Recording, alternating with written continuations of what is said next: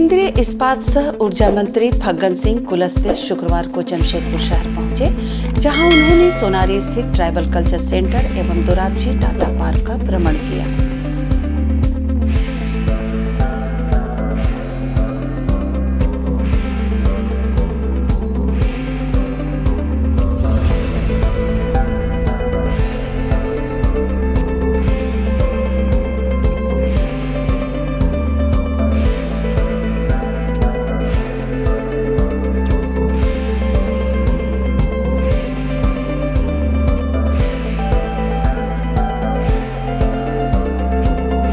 वहीं बातचीत के क्रम में उन्होंने कहा कि टाटा घराना हमेशा ही देश के तरक्की में अहम भूमिका निभाते आए हैं। साथ ही कहा कि टाटा घराना का नाम आज देश के अग्रणी पंक्ति पर केवल इसलिए है क्योंकि उन्होंने केवल व्यापार नहीं किया, बल्कि देश हित और देश के विकास में अहम भूमिका लगातार अदा करते आए हैं। का बहुत पुराना इतिहास है और अभी आप ये देख रहे हैं ताजी का ये जो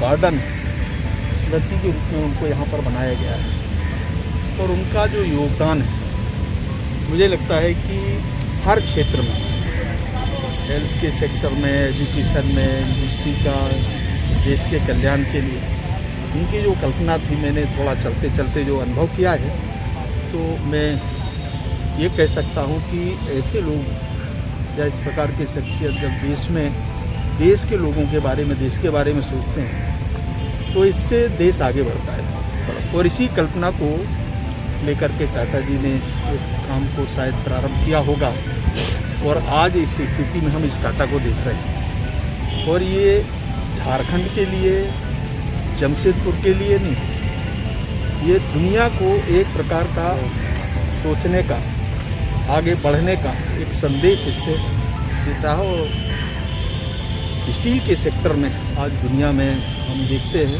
तो टाटा का नाम हमेशा आगे आता है। वहीं उन्होंने कोरोना काल के दौरान स्टील उद्योगों में हुए नुकसान एवं मजदूरों की छटनी के सवाल पर कहा कि कोरोना ने 1.5 वर्ष तक स्टील उद्योगों पर अपना प्रकोप रखा और अब धीरे धीरे फिर से इसे पटरी पर लाया जा रहा है।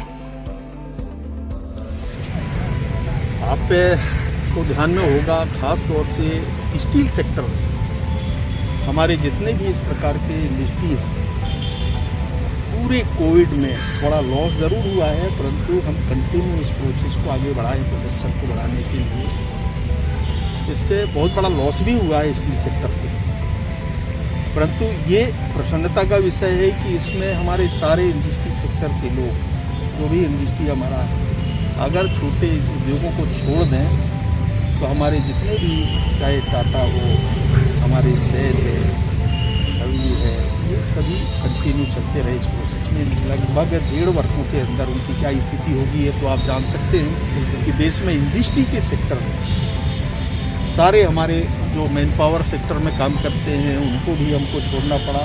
धीरे धीरे हमने 50% में फिर सभी इंडस्ट्री को भी सर्वाइव करने के लिए, उनको प्रारंभ करने के लिए हमने पिछले समय कहा है। तो निश्चित तौर से बहुत बड़ा योगदान इस सेक्टर का भी है।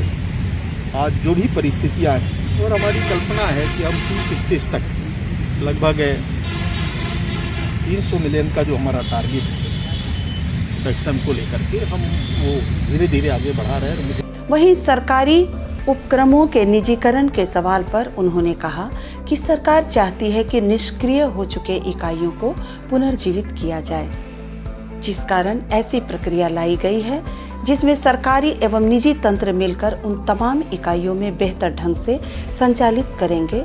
उन्होंने कहा कि निजीकरण के मुद्दे पर लोग रोजगार की समस्या आने का दावा कर रहे हैं, जो बिल्कुल ही गलत है। इस प्रक्रिया में तमाम उपक्रमों को बेहतर ढंग से चलाया जाएगा और किसी की रोजगार नहीं ली जाएगी, बल्कि रोजगार के नए आयाम भी खुलेंगे। हमारे पास सरकारी तंत्र में जितना है उसमें तो हम करते ही हैं, परंतु प्राइवेट सेक्टर में भी बहुत बड़ी संख्या में लोग आज एम्प्लॉयमेंट के क्षेत्र में आगे बढ़े हैं और इसलिए मिलजुल करके हम लोगों को एम्प्लॉयमेंट देना, ये हमारा लक्ष्य है। और इसमें देश के विकास में प्रोटेक्शन एक बहुत महत्वपूर्ण भूमिका होती है। इस प्रकार के केंद्रों का, यूनिट्स का, और इसको लेकर के हम क्या और बेहतर कर सकते हैं ताकि कंटिन्यूटी बनी रहे, लोग उसमें काम करते रहें, हमको मैन पावर को रोके नहीं, जितना उसको रिक्वायरमेंट है, ज़रूरत है, उसको पूरा करते हुए आगे हम बढ़ें ताकि देश की तरक्की में हमारा योगदान बढ़े। ये हमारा एक प्रयास है।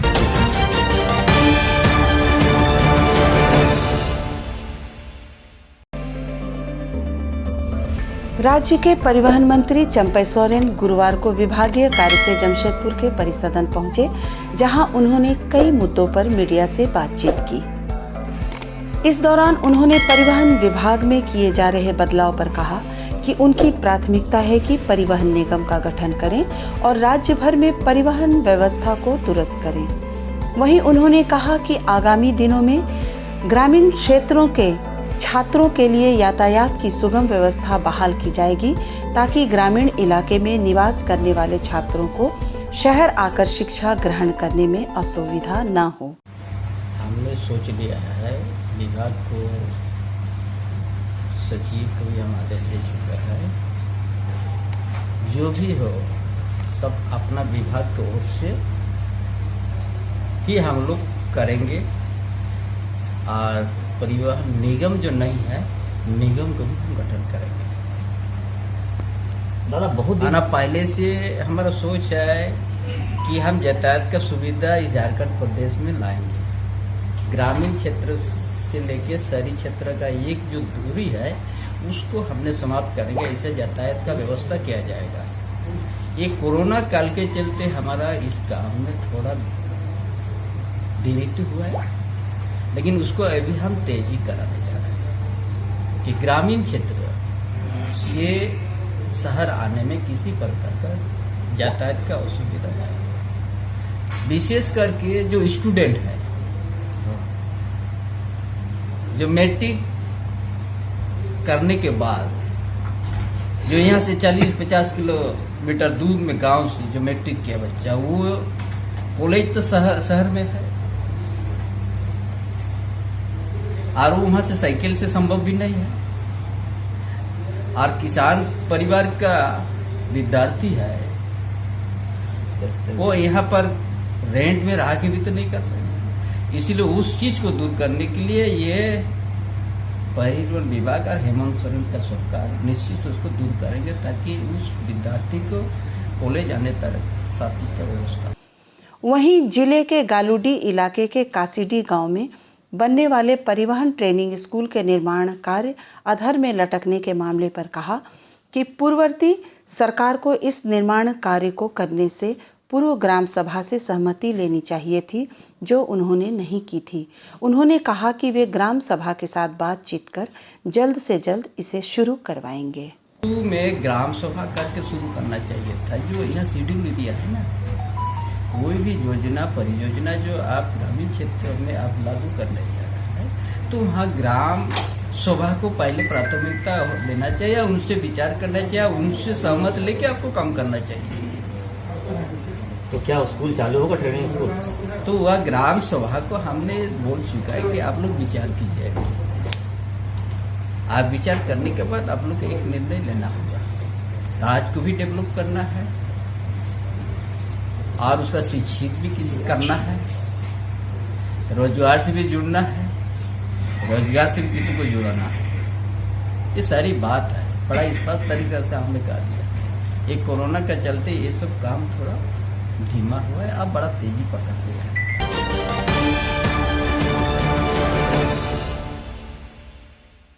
सरायकेला खरसावां जिला के कपाली ओपी क्षेत्र में शुक्रवार तड़के 55 वर्षीय जब्बार अंसारी की अपराधियों ने गोली मारकर हत्या कर दी। डेमडूबी कपाली के रहने वाले जब्बार अंसारी सुबह पान खाने घर से निकले थे।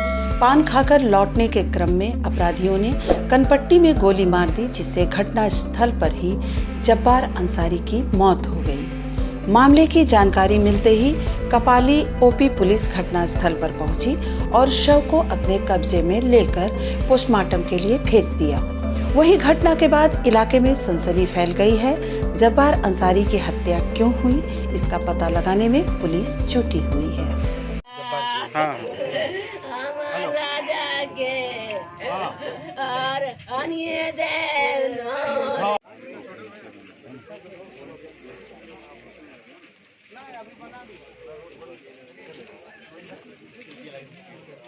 जब्बार अंसारी डेमडूबी का है, पान खतलौट रहा था, उसको मोतीराम घर के सामने गोली मार दी। हाँ, वो उसी से उसको मैंने मृत्यु हो गई। 100 को पोस्टमार्टम के लिए भेज दिया गया करीब 6 बजे।